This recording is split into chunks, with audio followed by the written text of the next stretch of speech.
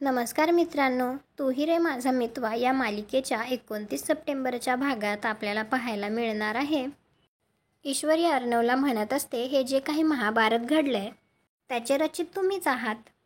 ती अर्णवला काही बोलूच देत नसते, ती स्वतःच बोलत असते. ती म्हणत असते, माझा अजूनही तुमच्यावर विश्वास नाहीये. तर अर्णव म्हणतो, नाहीये ना? तर ईश्वरी लगेच म्हणते, नाहीये.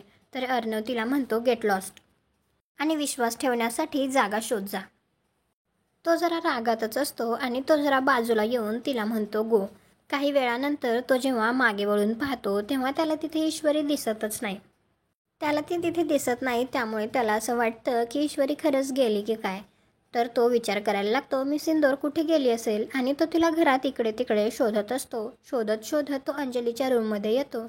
तर अंजली त्याला विचारते, काय रे, काय शोधतोयस? तर अर्णव म्हणतो, काही नाही. तर अंजली त्यालाच विचारते, ईश्वरी कुठे आहे?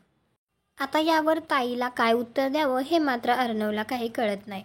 तुम्हाला काय वाटतं, ईश्वरी खरंच घर सोडून गेली असेल का? कॉमेंट करून नक्की सांगा. व्हिडिओला लाईक करा, आपल्या मराठी मालिका चॅनलला सबस्क्राईब करा. भेटू उद्याच्या भागात.